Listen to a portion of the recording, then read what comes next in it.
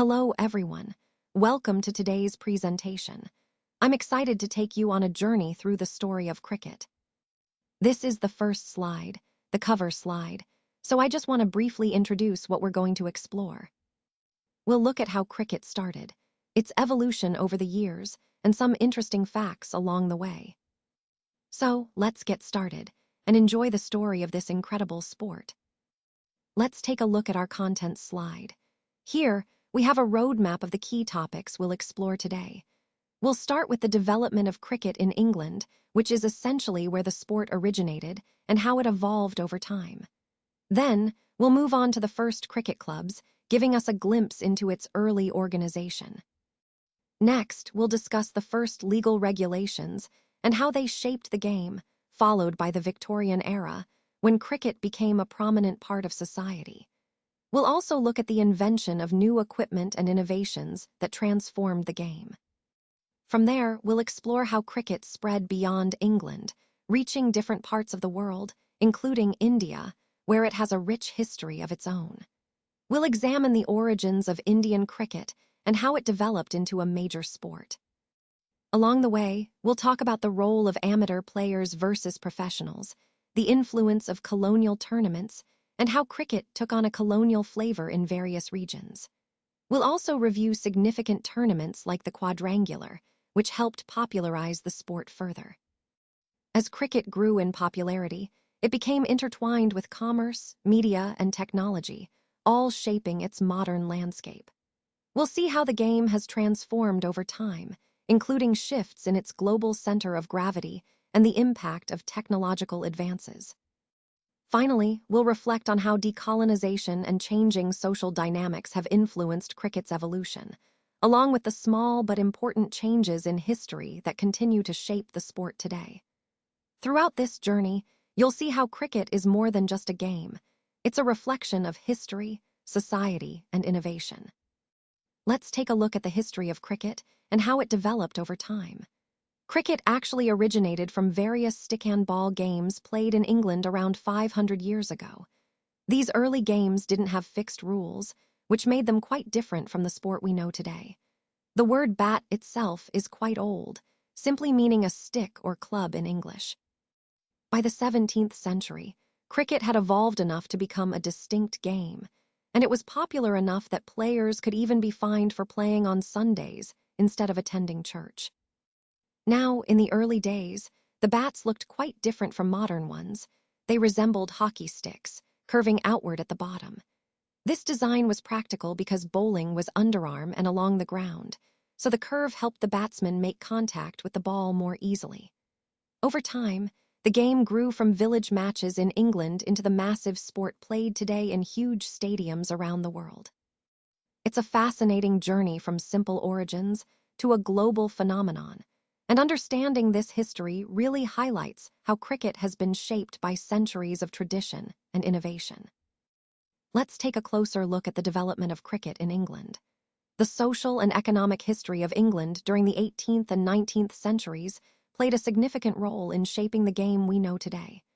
These early years helped give cricket its unique character. One interesting aspect is that, although the length of the pitch is fixed at 22 yards, the size and shape of cricket grounds aren't standardized. For example, hitting a six at the Melbourne Cricket Ground requires clearing much more ground than a lofted shot at Arun Jaitley Stadium in Delhi. This flexibility in ground size is quite fascinating. Cricket was actually one of the first team sports to establish clear rules to ensure the game could be played consistently and fairly. The first formal laws of cricket were written down in 1744. These laws included some core principles, like having two umpires chosen from the gentlemen present to resolve disputes, which emphasizes fairness. They also specified the dimensions of the stumps, 22 inches high with a bail across them 6 inches, and set the ball's weight between 5 and 6 ounces, with the stumps exactly 22 yards apart. All of these rules helped standardize cricket long before other team sports like soccer or hockey did, giving the game a solid foundation and ensuring that it could be played uniformly across different locations. This early standardization really contributed to cricket's growth and enduring popularity. Let's take a closer look at the origins of organized cricket. The world's first cricket club was actually formed in Hambledon back in the 1760s, which shows how long the sport has been around in some form. But a more formal milestone was the founding of the Marylebone Cricket Club, or MCC, in 1787. This club quickly became a central authority in cricket, especially after they published their first revision of the laws in 1788.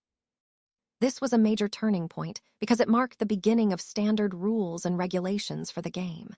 One of the key changes introduced was the way the ball was pitched. Instead of rolling it along the ground, bowlers started pitching the ball through the air. This innovation gave bowlers more options, like varying the length, creating deception, and increasing pace, which made the game more exciting and skill-based. It also opened up new possibilities for spin and swing bowling techniques. Naturally, batsmen had to adapt, mastering timing and shot selection to counter these new challenges. An immediate consequence of these changes was the shift from the curved bat to a straight one, which better suited the evolving style of play. Additionally, the laws set limits on ball weight, between 5.5 to 5.75 ounces, and bat width, restricted to 4 inches. These standardizations helped maintain fairness and consistency as cricket grew in popularity and professionalism. All these developments show how the game evolved from informal gatherings into a structured sport, setting the stage for the cricket we know today. In 1774, we see the publication of the first law that really set the stage for modern cricket, often called the first leg-before law. Around this same time, a third stump started becoming common in the game, which was a significant development. By 1780, the length of a major match had grown to 3 days, illustrating how the game was evolving in complexity and endurance. That year also marked the creation of the very first 6-seam cricket ball, a key innovation in the sport's equipment. As we move into the 19th century, many important changes took place that shaped cricket into what we recognize today. For instance, the rule about wide balls was introduced, adding a new strategic element. Boundaries were also introduced. Before that, every shot had to be run, which made the game more exciting and faster-paced. Despite these changes, cricket remained largely a pre-industrial sport during the late 18th century, even as the Industrial Revolution was beginning to transform society. During this period, the exact circumference of the ball was specified to ensure consistency, and overarm bowling finally became legal, opening up new styles of play. Protective equipment like pads and gloves also started becoming available, making the game safer for players. All of these developments reflect how cricket was gradually maturing from a simple pastime into a more structured and competitive sport, setting the foundation for the modern game we enjoy today. Let's talk about the Test match, which really highlights cricket's deep connection to a rural past. Originally, there was no time limit in cricket matches. The game would go on as long as it took to bowl out the opposing side twice. This reflects a slower, more rural rhythm of life, where time wasn't measured in hours or minutes. It's interesting to note that the rules of cricket were established before the Industrial Revolution, when everyday life moved at a much gentler pace. Once industry came into play, with factory work paying people by the hour or day, sports like football and hockey were adapted to fit that faster, more regimented schedule. They became strictly time-limited. Cricket, on the other hand, mostly developed on country commons, public, unfenced land that was accessible to everyone. The rules were simple. The umpire and captains just had to agree on the boundaries of the playing area. This rural, open setting is part of what makes cricket unique and connects it to its pastoral roots. So, the length and style of a Test match really reflect cricket's origins in a slower, rural world that valued endurance and unstructured play, something that continues to distinguish it from the more industrial, time-bound sports we see today. Let's take a closer look at how the tools of cricket are made. Interestingly, all of the most important cricket tools, like the bat, stumps, and ball, are crafted from natural pre-industrial materials. For example, the cricket bat is made of wood, specifically from the willow tree, which has been traditionally used for its lightweight and strong qualities.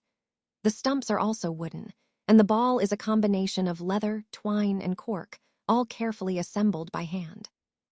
Even today, both the bat and the ball are handmade rather than mass-produced in factories. The ball's construction is quite fascinating. It consists of two main parts: the blade, made from willow, and the handle, made from cane, which became available as European colonialists and traders established themselves in Asia. One thing that really stands out is cricket's resistance to industrialization when it comes to its tools. Unlike sports like golf or tennis, cricket has steadfastly refused to switch to synthetic or man-made materials like plastic, fiberglass, or metal. For example, Australian cricketer Dennis Lillee once tried to play an innings with an aluminum bat, but that was quickly outlawed by the umpires. This commitment to traditional materials highlights a core aspect of cricket's identity: its deep connection to natural, handcrafted tools. It's a way of preserving the sport's history and authenticity, even as modern manufacturing advances around us. Now, let's talk about the new inventions that have truly shaped the modern game of cricket. As you can see, technological change has played a significant role in evolving the sport. One of the earliest innovations was the invention of vulcanized rubber, which in 1848 led to the introduction of protective pads. These pads have become essential for players, providing safety and comfort on the field. Shortly after, protective gloves were introduced, further enhancing player safety. And perhaps most importantly, the game as we know it today wouldn't be possible without helmets. Modern helmets are made from lightweight synthetic materials and metal, offering crucial protection without sacrificing mobility. These inventions highlight how technology has continually improved safety and performance, making cricket not only more exciting, but also safer for everyone involved. This connection between innovation and the evolution of the game underscores how important technological advancements are in shaping the future of cricket. Let's take a closer look at how cricket was organized in Victorian England and what it tells us about society at the time. The structure of the game really reflected the social hierarchy. On one side, we had the wealthy individuals who could afford to play simply for pleasure. They were called amateurs. These players viewed sport as a leisure activity, something to enjoy without the need for financial gain. Playing for the love of the game, rather than money, was seen as an aristocratic value, emphasizing a sense of honor and tradition. On the other hand, many of the poorer players were professionals. They played cricket to earn a living. Their wages often came from patronage, subscriptions, or gate money, since the game didn't generate enough income for everyone involved.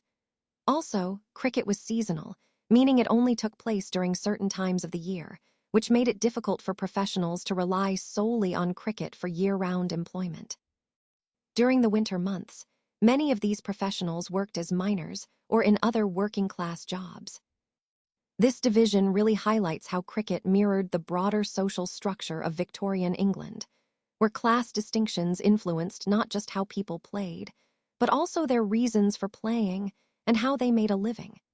It's a perfect example of how sport and society are deeply interconnected, reflecting the values and economic realities of the time.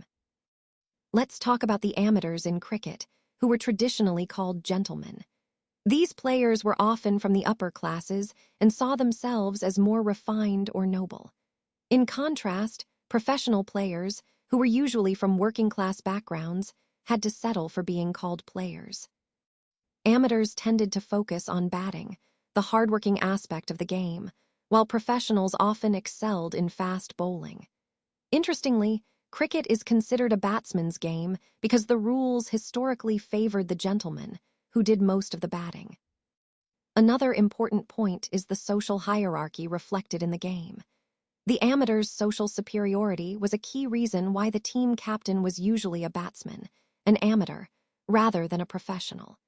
It wasn't because batsmen were naturally better leaders, but because they were generally from the upper classes and seen as more respectable. This tradition persisted until the 1930s, when things changed. For the first time, an English Test team was led by a professional player, Yorkshire's Len Hutton. That marked a significant shift in the social dynamics of cricket leadership, moving away from the old class distinctions. So, understanding this history helps us see how deeply cricket was intertwined with social class and tradition, shaping the roles and perceptions of players on and off the field. Cricket, as we see here, remained primarily a colonial game, initially limited to the boundaries of the British Empire. It took root mainly in countries that Britain had conquered and controlled. In these colonies, cricket became popular largely through the efforts of white settlers, such as in South Africa, Zimbabwe, Australia, New Zealand, the West Indies, and India. Interestingly, British officials did introduce the game to these regions, but they didn't focus much on spreading it widely, especially in areas where the majority of the population was non-white, like India and the West Indies. For example, the first non-white cricket club in the West Indies was only formed towards the end of the 19th century, and even then, its members were mainly light-skinned mulattoes. While black people played a lot of informal cricket, on beaches, in back alleys, and parks, formal club cricket was still largely dominated by white elites until as late as the 1930s. This highlights how cricket's spread was tied closely to colonial power structures and social hierarchies, which is a key theme in understanding its history and evolution. Cricket really took off in the Caribbean and became more than just a sport. It became a symbol of racial equality and political progress. During the period of independence, leaders like Forbes Burnham and Eric Williams saw cricket as a way to boost national pride and self-respect.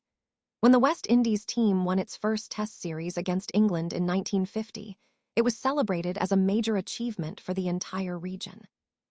It wasn't just about the game. It was about showing that West Indians could stand toe-to-toe with the whites and earn respect. Interestingly, that winning team was captained by a white player, which highlights the complex racial dynamics at the time. However, in 1960, Frank Worrell became the first black captain of the West Indies Test team, marking an important milestone in the fight for racial equality. And it's important to note that the West Indies team represented multiple nations and independent countries, symbolizing unity across the Caribbean. Overall, cricket became a powerful tool for expressing identity, resilience, and progress in the region. Let's take a closer look at how cricket in colonial India was shaped by race and religion. The earliest record we have of cricket being played in India dates back to 1721, when English sailors played a game for recreation in Cambay. This shows how the sport was initially introduced through British contact. The first Indian cricket club, the Calcutta Cricket Club, was established in 1792, marking the beginnings of organized cricket among Indians. Throughout the 18th century, cricket was primarily a sport played by British military men and civil servants. They played in all-white clubs and gymkhanas, which were exclusive spaces that reflected the social hierarchies of the time. For the British, playing cricket wasn't just about sport. It was also a way to escape the hardships and unfamiliarity of life in India. Importantly, Indians were seen as having no talent for cricket, and there was a prevailing belief that they weren't meant to play the game. However, the origins of Indian cricket actually lie in Bombay, where the first Indian community to take up the sport was the Parsi community, or Zoroastrians. Their early involvement was significant in laying the foundation for cricket's growth among Indians, despite the racial and religious barriers that existed during colonial rule. This history reminds us that cricket's development in India is deeply intertwined with issues of race, identity, and social change. Let's talk about the origin of Indian cricket. It all started with the Parsis, who founded the very first Indian cricket club, the Oriental Cricket Club, in Bombay in 1848. These pioneering Parsis were supported by prominent businessmen like the Tatas and the Wadias, who funded and sponsored their efforts. Interestingly, the white cricket elite in India didn't offer much help to these enthusiastic Parsis. There was even a dispute between the Bombay Gymkhana and Parsi cricketers over access to a public park. The Parsis argued that the park was damaged and rendered unfit for cricket because the polo ponies of the Gymkhana had dug up the ground. As tensions grew, and it became clear that colonial authorities favored their white counterparts, the Parsis decided to build their own Gymkhana to play cricket freely. And here's a remarkable milestone. In 1889, Just 4 years after the Indian National Congress was founded in 1885, the Parsi team defeated the Bombay Gymkhana at cricket. This story highlights how early cricket in India was shaped by social and racial dynamics, and how the Parsis played a crucial role in laying the foundation for what would become Indian cricket. The establishment of the Parsi Gymkhana was quite significant because it set a precedent for other communities in India. It inspired Hindus and Muslims to start their own clubs based on their religious communities. By the 1890s, we see Hindus and Muslims actively raising funds to establish the Hindu Gymkhana and Islam Gymkhana. This shows how these communities began organizing themselves around shared identities. Now, from the colonial perspective, the British saw India not just as a single nation, but as a patchwork of castes, races, and religious communities. They often took credit for supposedly unifying the subcontinent, but in reality, they were observing and reinforcing divisions. In fact, during the late 19th century, many Indian institutions and movements seemed to encourage these divisions rather than unify the people. An example of this is a letter from the governor of Bombay Presidency regarding land for the Islam Gymkhana. He noted that it was likely that a Hindu Gymkhana would soon follow, and he expressed concern about granting too many of these communal institutions. He even mentioned that once each community had its own Gymkhana, it would be difficult to refuse future applications. This reveals how colonial officials viewed these religious communities almost as separate nationalities. They favored applications that aligned with these communal categories, which further entrenched division rather than unity. So this slide highlights how these clubs reflected and reinforced communal identities, which the colonial administration often viewed as separate nations within India. It's a key part of understanding how colonial policies influenced the social fabric of Indian society during that time. So, moving on to the next stage in the history of cricket in colonial India, we come to the quadrangular tournament. This was a significant development because it marked a shift in how the game was organized along communal and racial lines. Instead of representing specific regions, the teams in this tournament were based on religious communities. The original teams were Europeans, Parsis, Hindus, and Muslims, which is why it was called the quadrangular. Later on, a fifth team was added, the rest, which included all the other communities that didn't fit into the initial four, such as Indian Christians. For example, Vijay Hazare, a well-known Christian cricketer, played for this rest team. By the late 1930s and early 1940s, however, this communal basis for the tournament faced growing criticism. Journalists, cricketers, and political leaders started questioning whether organizing cricket along racial and religious lines was appropriate, especially given the rising nationalist sentiments and the push for independence. This shift reflects an important theme in our overall presentation: how sports and cricket, in particular, were intertwined with social and political identities during colonial rule, and how that connection began to be challenged as India moved towards independence. Let's talk about the colonial tournament, which is also known as the pentangular. This tournament was highly controversial and widely criticized at the time. Notable figures like S.A. Brelvi, the editor of the Bombay Chronicle, and the famous radio commentator A.F.S. Talyarkhan spoke out against it. Even Mahatma Gandhi, who was a leading voice for unity and independence, condemned the pentangular. They saw it as a divisive competition that emphasized communal identities, religion, caste, and community, instead of fostering national unity. This was problematic because India was in a crucial period of trying to unite its diverse population. Instead of promoting harmony, the pentangular reinforced divisions. As an alternative, a regional first-class tournament called the National Cricket Championship, which would later be renamed the Ranji Trophy, was established. However, it only truly replaced the pentangular after India gained independence. It's important to understand that the colonial state shaped the entire concept of the pentangular. It reflected the colonial mindset, dividing and controlling the population rather than uniting it. When the British Raj ended, so did the tournament. The death of the pentangular marked the end of an era, and it serves as a reminder of how colonial ideas influenced even something as seemingly apolitical as sports. Now, moving on to modern cricket, it's largely defined by tests and one-day internationals, played between national teams. These formats are what really showcase the best of the players and the sport. And when we think about players who have become legendary, it's often those who have represented their country at the highest level.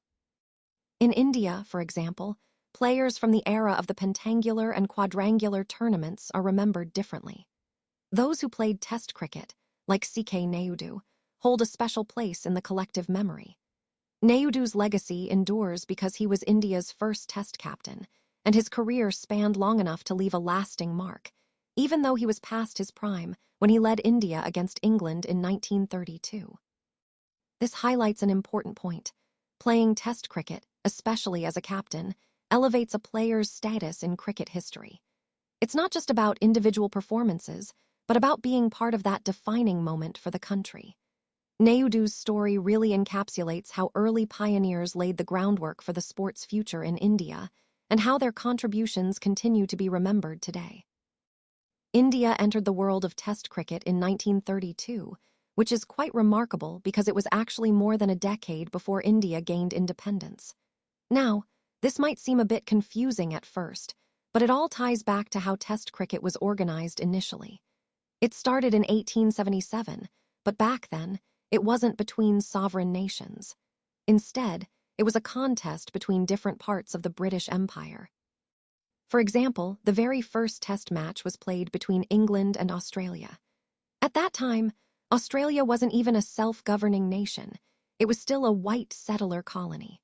Similarly, the West Indies team is made up of several small countries that were British colonies until well after World War II. So, what does this tell us? It highlights that the origins of Test cricket were rooted in the British colonial world. It wasn't until later that countries like India, which was then under British rule, started participating as independent nations.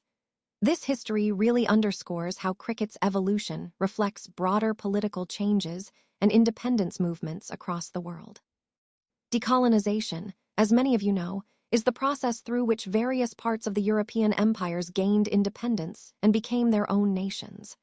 This shift had a significant impact on many aspects of global influence, including trade, commerce, military affairs, politics, and importantly for us, sports. But it's important to understand that this transition didn't happen overnight.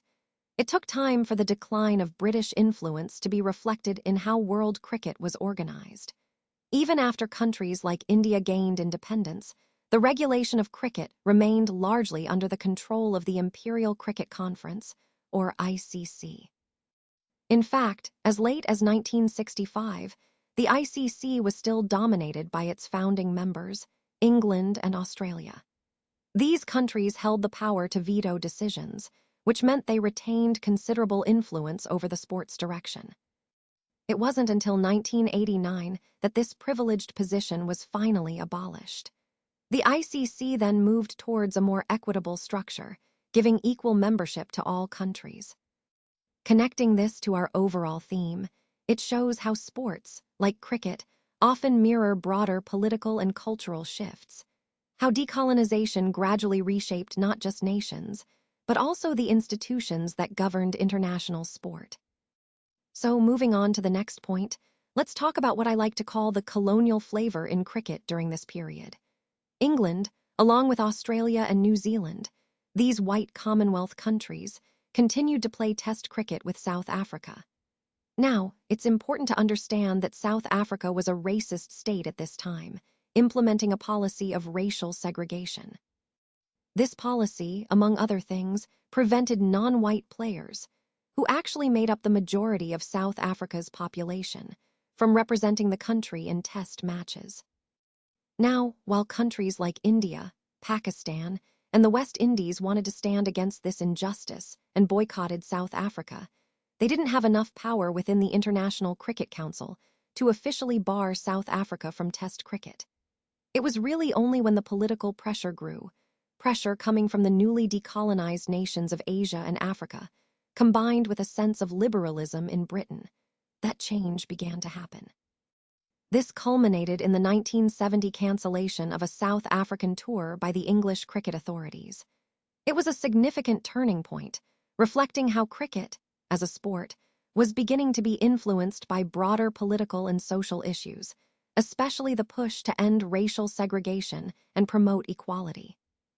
This moment is crucial because it shows how the game's history is intertwined with the larger movements for justice and decolonization, highlighting cricket's role in reflecting societal change.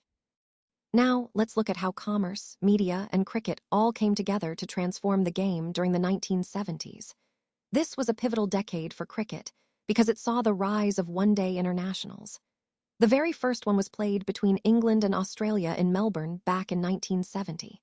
This shorter format quickly gained popularity, and by 1975, we saw the inaugural Cricket World Cup, which was a huge success.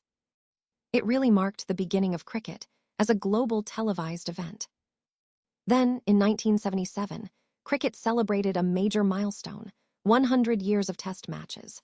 But perhaps the most transformative figure of this era was Kerry Packer, an Australian television tycoon. He recognized the commercial potential of cricket on TV and decided to shake things up. Packer signed up 51 of the world's top cricketers to play in his own league, World Series cricket, even against the wishes of the official cricket boards. This was around 1977 and lasted for about 2 years. Although Packer's circus, as it was called, eventually folded, the innovations he introduced during those 2 years changed the game forever. He made cricket more entertaining and more appealing to television audiences, which ultimately helped shape the modern sport we see today. And this shows how the interplay of media and business really revolutionized cricket, transforming it into a global entertainment phenomenon. So let's talk about the role of technology in transforming cricket after the Packer era. You see, the introduction of colored clothing, protective helmets, and field restrictions became standard features of the modern game. Playing under lights also became part of the spectacle, making matches more exciting and accessible. Crucially, Packer emphasized that cricket wasn't just a sport, it was a marketable product. This shift meant that cricket could generate huge revenues. Cricket boards started becoming wealthy by selling broadcasting rights to television companies. These channels, in turn, made money through selling advertising spots during matches.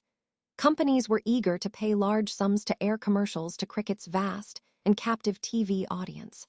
This continuous coverage elevated cricketers to celebrity status, and many of them began earning more by endorsing products on television. And this wasn't just about making money, it expanded the reach of cricket. It brought the game into small towns and villages, places where people might never have had the chance to watch international cricket before. Children who grew up outside the big cities could now watch their heroes on TV, learn from them, and even imitate their skills.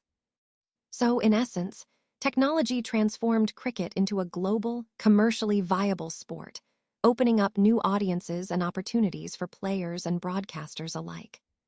So, let's talk about the shift of cricket's center. With the advent of satellite television and the global reach of multinational broadcasters, cricket truly became a global game. India, in particular, emerged as the country with the largest viewership among all cricket-playing nations. This meant that the center of gravity in cricket was moving towards South Asia. You can see this shift reflected in the relocation of the ICC headquarters from London to Dubai, symbolizing how the game's power and influence are now rooted in that region. This change also highlights a broader shift away from the traditional Anglo-Australian dominance towards the rise of subcontinental teams like India, Pakistan, and Sri Lanka. For example, Pakistan has pioneered some remarkable bowling innovations, like the doosra and reverse swing. Initially, these techniques faced suspicion and skepticism from countries like Britain and Australia. They viewed these innovations as potentially illegal or bending the rules, but over time, they've become integral parts of the game. Overall, this shift underscores how cricket has evolved into a truly global sport, with new centers of influence emerging outside the old traditional powerhouses, shaping the future of the game worldwide. Let's take a moment to reflect on how small changes in history shape the bigger picture. About 150 years ago, the first Indian cricketers from the Parsis faced significant challenges, such as struggling to find open spaces to play. Fast forward to today, and Indian cricket has become a global phenomenon. Indian players are now among the best paid and most famous athletes in the world, turning cricket into a stage for international stardom. What's fascinating is that this transformation didn't happen overnight. It was driven by many smaller yet impactful changes. For instance, the shift from amateur, gentlemanly players to paid professionals changed the very fabric of the sport. Then, the rise of one-day cricket, which quickly gained popularity and overshadowed traditional test matches, also played a key role. And we can't forget how advances in global commerce and technology have expanded the sport's reach and opportunities. These smaller, interconnected changes collectively created the modern cricket landscape we see today. This is a perfect example of how the business of history involves understanding how incremental changes over time lead to significant transformations. It's a reminder that progress often comes from the accumulation of many small steps.